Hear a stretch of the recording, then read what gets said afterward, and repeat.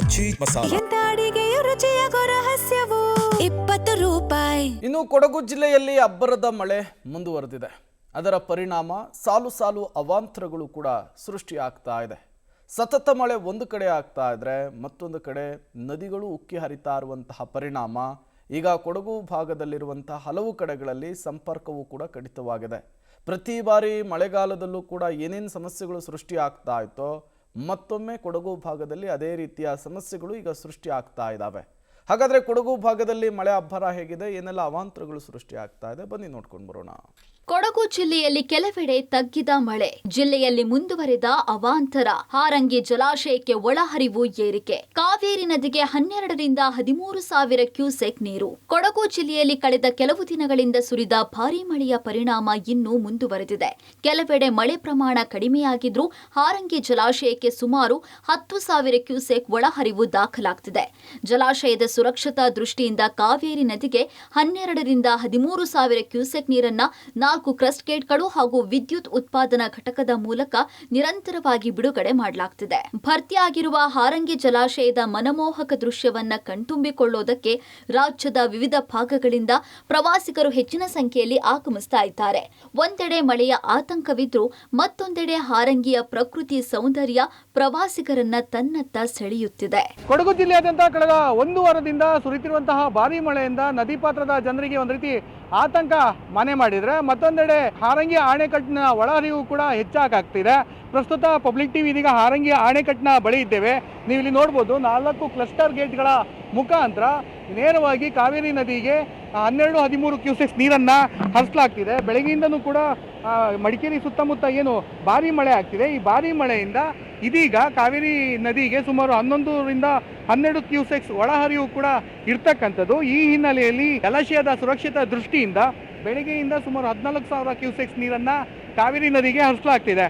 ಜಲಾಶಯದ ಏನು ಮುಂಭಾಗದ ಸೇತುವೆ ಏನಿದೆ, ಆ ಜಲಾಶಯದ ಮುಂಭಾಗದ ಸೇತುವೆ ಕೂಡ ಇದೀಗ ಮುಳುಗಡೆ ಭೀತಿಯಲ್ಲಿ ಎದುರಾಗಿರ್ತಕ್ಕಂಥದ್ದು. ಹಾರಂಗಿ, ಎಡವನಾಡು ಮತ್ತು ಸೋಮರ್ಪೇಟೆ ಸಂಪರ್ಕ ರಸ್ತೆ ಏನಿದೆ, ಆ ರಸ್ತೆ ಕೂಡ ಬಂದಾಗುವ ಸಾಧ್ಯತೆಗಳು ಕೂಡ ದಟ್ಟವಾಗಿದೆ. ಯಾಕೆಂದರೆ ನಿನ್ನೆ 20,000 ಕ್ಯೂಸೆಕ್ಸ್ ನೀರನ್ನು ಏನು ಹೊರಬಿಡಲಾಯಿತು, ಆದಂತಹ ಸಂದರ್ಭದಲ್ಲಿ ಆ ಅಣೆಕಟ್ಟಿನ ಮುಂಭಾಗ ಇರುವಂತಹ ಸೇತುವೆ ಸಂಪೂರ್ಣವಾಗಿ ಮುಳುಗಡೆಯಾಗಿತ್ತು. ಈ ಹಿನ್ನೆಲೆಯಲ್ಲಿ ಪೊಲೀಸರು ಕೂಡ 2 ಕಡೆ ಬ್ಯಾರಿಕೇಡನ್ನು ಹಾಕಿ ಯಾರೂ ಕೂಡ ಅದರ ಮೇಲೆ ಸಂಚಾರವನ್ನು ಮಾಡಬಾರ್ದು ಅಂತ ಹೇಳಲಾಗ್ತಿತ್ತು. ಮತ್ತು ಹಾರಂಗಿಯ ನದಿ ಪಾತ್ರದ ಜನರಿಗೆ ಪ್ರವಾಹ ಭೀತಿ ಕೂಡ ಎದುರಾಗಿರ್ತಕ್ಕಂಥ ಹಿನ್ನೆಲೆಯಲ್ಲಿ ಒಂದು ರೀತಿ ಜನರು ಕೂಡ ಸುರಕ್ಷತಾ ದೃಷ್ಟಿಯಿಂದ ಜಾನುವಾರುಗಳನ್ನ ಬೇರೆ ಕಡೆಗೆ ಸ್ಥಳಾಂತರ ಮಾಡಬೇಕು ಅಂತ ಹಾರಂಗಿಯ ಅಧಿಕಾರಿಗಳು ಹೇಳಿದ್ರು.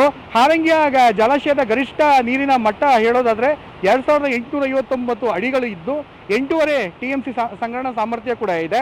ಆದರೆ ಇವತ್ತಿನ ಮಾಹಿತಿ ಪ್ರಕಾರ 2,857 ಅಡಿಗಳು ಕೂಡ ಇದೆ. ಅಂದರೆ 8.1 TMC ನೀರು ಸಂಗ್ರಹಣಾ ಮೇಲ್ಭಾಗದಲ್ಲಿ ಇರ್ತಕ್ಕಂಥದ್ದು. ಆದರೆ ಜಲಾಶಯದಿಂದ ಈಗಾಗಲೇ 11-12,000 ಕ್ಯೂಸೆಕ್ಸ್ ನೀರನ್ನು ಹೊರಗಡೆ ಬಿಡಲಾಗ್ತಿದೆ. ಯಾಕಂದರೆ ಹಾರಂಗಿ ಜಲನಯನ ಪ್ರದೇಶದಲ್ಲಿ ಈಗಾಗಲೇ ಉತ್ತಮ ಮಳೆ ಕೂಡ ಆಗ್ತಾ ಇರೋದ್ರಿಂದ ಒಳಹರಿವಿನ ಪ್ರಮಾಣ ಏರಿಳಿತ ಕೂಡ ಆಗ್ತಾ ಇದೆ. ಕಾವೇರಿ ನದಿಯ ನೀರಿನ ಮಟ್ಟ ಮತ್ತೆ ಏರಿಕೆ, ನಾಪೋಕ್ಲು ಮಾರ್ನಾಡು ರಸ್ತೆ ಸಂಪರ್ಕ ಕಡಿತ, ಬೆಟ್ಟಕೇರಿ ಮಡಿಕೇರಿ ರಸ್ತೆಯಲ್ಲಿಯೂ ನೀರು. ಮಳೆಯ ಪರಿಣಾಮವಾಗಿ ಕಾವೇರಿ ನದಿಯ ನೀರಿನ ಮಟ್ಟ ಮತ್ತೆ ಏರಿಕೆಯಾಗಿದ್ದು ಮಡಿಕೇರಿ ತಾಲೂಕಿನ ನಾಪೋಕ್ಲು ಮಾರ್ನಾಡು ಸಂಪರ್ಕ ರಸ್ತೆಯ ಮೇಲೆ ನೀರು ಹರಿಯುತ್ತಿದೆ. ರಸ್ತೆ ಸಂಪರ್ಕ ಕಡಿತಗೊಂಡಿರುವ ಹಿನ್ನೆಲೆಯಲ್ಲಿ ನಾಪೋಕ್ಲು ಪೊಲೀಸರು 2 ಬದಿಗಳಲ್ಲಿ ಬ್ಯಾರಿಕೇಡ್ ಅಳವಡಿಸಿ ಸಾರ್ವಜನಿಕರ ಸಂಚಾರಕ್ಕೆ ನಿರ್ಬಂಧ ಹೇರಿದ್ದಾರೆ. ಅಲ್ಲದೆ ಬೆಟ್ಟಕೇರಿ ಮಡಿಕೇರಿ ರಸ್ತೆಯಲ್ಲಿಯೂ ನದಿ ನೀರು ರಸ್ತೆ ಬದಿಯವರೆಗೆ ತಲುಪಿದ್ದು ಮಳೆ ಮುಂದುವರೆದ್ರೆ ಸಂಪರ್ಕ ಕಡಿತವಾಗುವ ಭೀತಿ ಎದುರಾಗಿದೆ. ಇನ್ನೊಂದೆಡೆ ಮಡಿಕೇರಿ ತಾಲೂಕಿನ ಕರೀಕೆ ಗ್ರಾಮದ ಚೆತ್ತುಕಾಯ ಪಚ್ಚೆ ಪಿಲಾವು ಪರಿಶಿಷ್ಟ ಪಂಗಡ ಕಾಲೋನಿ ರಸ್ತೆಯಲ್ಲಿ ಭಾರೀ ಭೂಕುಸಿತ ಸಂಭವಿಸಿದೆ. ಎನ್ಸಿ ರಾಧಾಕೃಷ್ಣ ಅವರ ಮನೆ ಸಮೀಪ ರಸ್ತೆ ಸಂಪೂರ್ಣ ಕುಸಿದಿದ್ದು ಕಾಲೋನಿಗೆ ಸಂಪರ್ಕವೇ ಕಡಿತಗೊಂಡಿದೆ.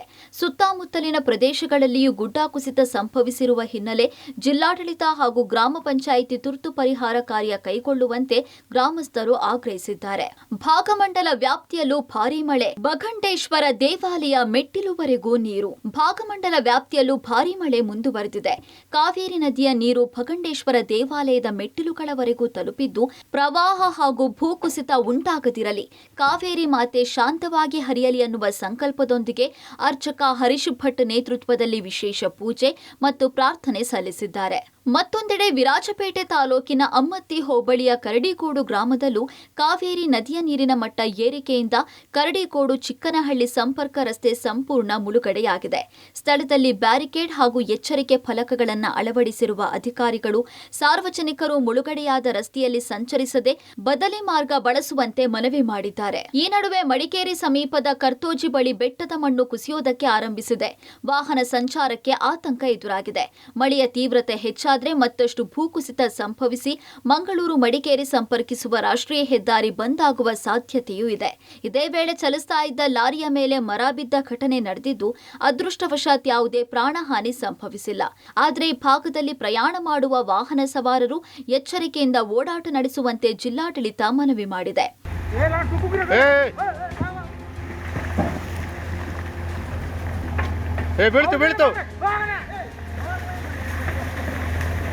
ಕೊಡಗು ಜಿಲ್ಲೆಯಾದ್ಯಂತ ಕಳೆದ 4-5 ದಿನಗಳಿಂದ ಸುರಿತಿರುವಂತಹ ಭಾರೀ ಮಳೆಯಿಂದ ಜಿಲ್ಲೆಯಲ್ಲಿ ನಾನಾ ರೀತಿಯಾದಂತಹ ಅವಾಂತರಗಳು ಮುಂದುವರಿತಿದೆ. ಅದರಂತೆ ಇದೀಗ ರಾಷ್ಟ್ರೀಯ ಹೆದ್ದಾರಿಯಲ್ಲೂ ಕೂಡ ಬೃಹತ್ ಭೂಕುಸಿತ ಕೂಡ ಉಂಟಾಗಿರ್ತಕ್ಕಂಥದ್ದು. ಪ್ರಸ್ತುತ ಮಡಿಕೇರಿ ತಾಲೂಕಿನ ಕರ್ತೋಜಿ ಗ್ರಾಮ ಏನಿದೆ, ಆ ಕರ್ತೋಜಿ ಗ್ರಾಮದ ಅನತಿ ರಾಷ್ಟ್ರೀಯ ಹೆದ್ದಾರಿ ಆ ಭಾಗದಲ್ಲಿ ಒಂದು ಬೃಹತ್ ಭೂಕುಸಿತ ಕೂಡ ಉಂಟಾಗಿರ್ತಕ್ಕಂಥದ್ದು. ಬೃಹತ್ ಗುಡ್ಡವೇ ಕುಸಿದು ಕೆಳಗಡೆ ಬಿದ್ದಿರ್ತಕ್ಕಂಥದ್ದು. ಬರುವಂತಹ ಲಾರಿ ಏನಿದೆ, ಆ ಲಾರಿ ಮೇಲೇನೂ ಕೂಡ ಈ ಒಂದು ಗುಡ್ಡ ಕುಸಿತಿತ್ತು. ಆದರೆ ಸ್ವಲ್ಪ ಪ್ರಾಣಾಪಾಯದಿಂದ ಲಾರಿ ಚಾಲಕ ಕೂಡ ಕ್ಷಣ ಮಾತ್ರದಲ್ಲಿ ಪಾರಾಗಿರ್ತಕ್ಕಂಥದ್ದು ಕೂಡ ಇಲ್ಲಿ ಕಂಡು ಬರ್ತದೆ. ಯಾಕೆಂದರೆ ಈ ಒಂದು ಕಳೆದ 4-5 ದಿನಗಳಿಂದ ನಿರಂತರವಾಗಿ ಏನು ಮಳೆ ಆಗ್ತಾ ಇದೆ, ಈ ಮಳೆಯಿಂದ ಇದೀಗ ಈ ಭಾಗದಲ್ಲೂ ಕೂಡ ಹೆಚ್ಚಾಗಿ ಮಳೆಯ ತೀವ್ರತೆ ಹೆಚ್ಚಾಗಿರೋದ್ರಿಂದ ಭೂಕುಸಿತ ಉಂಟಾಗ್ತಾ ಇರ್ತಕ್ಕಂಥದ್ದು ಕೂಡ ನಾವಿಲ್ಲಿ ನೋಡ್ಬೋದು. ಇನ್ನು ಆ ಭಾಗದಲ್ಲಿ ನೋಡ್ಬೋದು ಜಲ ಯಾವ ರೀತಿ ಬರ್ತಾ ಇದೆ ಅಂದರೆ ಹೆಚ್ಚಾಗಿ ಬರ್ತಾ ಇದೆ ಆ ಒಂದು ಭಾಗದಿಂದ. ಹಾಗಾಗಿ ಭೂಕುಸಿತ ಇನ್ನಷ್ಟು ಹೆಚ್ಚಾಗುವ ಸಾಧ್ಯತೆ ಕೂಡ ಹೆಚ್ಚಾಗಿದೆ. ಈ ಭಾಗದಲ್ಲಿ ಈಗಾಗಲೇ ಬೃಹತ್ ಗುಡ್ಡ ಕುಸಿತು. ಈ ಗುಡ್ಡ ಕುಸಿತದಿಂದ ಇದೀಗ ಇಲ್ಲಿರ್ತಕ್ಕಂಥ ಇಲ್ಲಿರ್ತಕ್ಕಂಥ ಸಿಬ್ಬಂದಿ ವರ್ಗದವರು ಕೂಡ ಇದೀಗ ಮಣ್ಣನ್ನು ತೆರವು ಮಾಡುವಂತಹ ಕಾರ್ಯಾಚರಣೆಯಲ್ಲಿ ತೊಡಗಿರ್ತಕ್ಕಂಥದ್ದು. ಯಾಕೆಂದರೆ ಈ ಭಾಗದಲ್ಲಿ ನಿರಂತರವಾದಂತಹ ಭೂಕುಸಿತ 2018ರಿಂದನೂ ಕೂಡ ನಿರಂತರವಾಗಿ ಆಗ್ತಾ ಇದೆ. ಅದು ಅಲ್ಲದೆ ಹೆಚ್ಚಾಗಿ ಮಳೆ ಆಗ್ತಾ ಇರೋದ್ರಿಂದ ಭೂಮಿಯ ಅಡಿಯಲ್ಲಿ ತೇವಾಂಶ ಕೂಡ ಹೆಚ್ಚಾಗಿರ್ತಕ್ಕಂಥದ್ದು, ಜಲ ಕೂಡ ಹೆಚ್ಚಾಗಿ ಬರ್ತಾ ಇದೆ. ಹೀಗಾಗಿ ಈ ಒಂದು ಸ್ಥಳ ಅತ್ಯಂತ ಅಪಾಯಕಾರಿ ಸ್ಥಳ ಅಂತಲೂ ಕೂಡ ಸ್ಥಳೀಯರು ಹೇಳ್ತಾ ಇದ್ದಾರೆ. ಯಾಕೆಂದರೆ ಪ್ರತಿ ವರ್ಷ ಭಾರೀ ಮಳೆ ಆದಂಥ ಸಂದರ್ಭದಲ್ಲಿ ಈ ಒಂದು ಕರ್ತೋಜಿ ಗ್ರಾಮ ಏನಿದೆ, ಆ ಕರ್ತೋಜಿ ಗ್ರಾಮದಲ್ಲಿ ಪ್ರತಿ ವರ್ಷವೂ ಕೂಡ ಭೂಕುಸಿತ ಉಂಟಾಗುವಂತಹ ಸ್ಥಳ. ಹೀಗಾಗಿ ಮಂಗಳೂರು ಮತ್ತು ಮಡಿಕೇರಿಯ ರಾಷ್ಟ್ರೀಯ ಹೆದ್ದಾರಿ ಏನಿದೆ, ರಾಷ್ಟ್ರೀಯ ಹೆದ್ದಾರಿಯಲ್ಲಿ ಓಡಾಟವನ್ನು ನಡೆಸುವಂತಹ ವಾಹನ ಸವಾರರು ಒಂದು ರೀತಿ ಆತಂಕಕ್ಕೆ ಒಳಗಾಗ್ತಿದ್ದಾರೆ. ಇದೇ ರೀತಿಯಾದಂತಹ ಮಳೆಯ ತೀವ್ರತೆ ಮತ್ತಷ್ಟು ಹೆಚ್ಚಾದರೆ ಮತ್ತೆ ಈ ಒಂದು ಗುಡ್ಡ ಕುಸಿಯುವ ನಿರ್ಮಾಣವಾಗುತ್ತೆ. ಯಾಕೆಂದರೆ ಈಗಾಗಲೇ ಮೇಲ್ಭಾಗದಲ್ಲಿ ನಾವು ನೋಡ್ಬೋದು ಅರ್ಧ ಕುಸಿದು ಬಿದ್ದಿರ್ತಕ್ಕಂಥದ್ದು, ಇನ್ನಷ್ಟು ಭಾಗ ಬಿರುಕು ಬಿಟ್ಟಿದೆ, ಅದು ಕೂಡ ಕೆಳಗೆ ಬೀಳುವಂಥ ಸಾಧ್ಯತೆಗಳು ಕೂಡ ಇದೆ. ಒಟ್ಟಾರೆ ಕೊಡಗಿನಲ್ಲಿ ಮಳೆ ಕೆಲವೆಡೆ ಕಡಿಮೆಯಾದರೂ ಅದರ ಪರಿಣಾಮ ಮಾತ್ರ ಇನ್ನೂ ಮುಂದುವರೆದಿದೆ. ಜಲಾಶಯಗಳಿಂದ ನೀರು ಬಿಡುಗಡೆ, ರಸ್ತೆಗಳ ಮುಳುಗಡೆ, ಭೂಕುಸಿತದ ಆತಂಕ ಹಾಗೂ ನದಿ ಪಾತ್ರದಲ್ಲಿ ನೀರಿನ ಮಟ್ಟ ಏರಿಕೆ ಹಿನ್ನೆಲೆಯಲ್ಲಿ ಜಿಲ್ಲಾಡಳಿತ ಮುನ್ನೆಚ್ಚರಿಕೆ ಕ್ರಮಗಳನ್ನು ಕೈಗೊಂಡಿದ್ದು, ಸಾರ್ವಜನಿಕರು ಅನಗತ್ಯ ಸಂಚಾರ ತಪ್ಪಿಸಿ ಎಚ್ಚರಿಕೆಯಿಂದ ಇರುವಂತೆ ಮನವಿ ಮಾಡಲಾಗಿದೆ. Mallikarjun, public TV, Madikeri.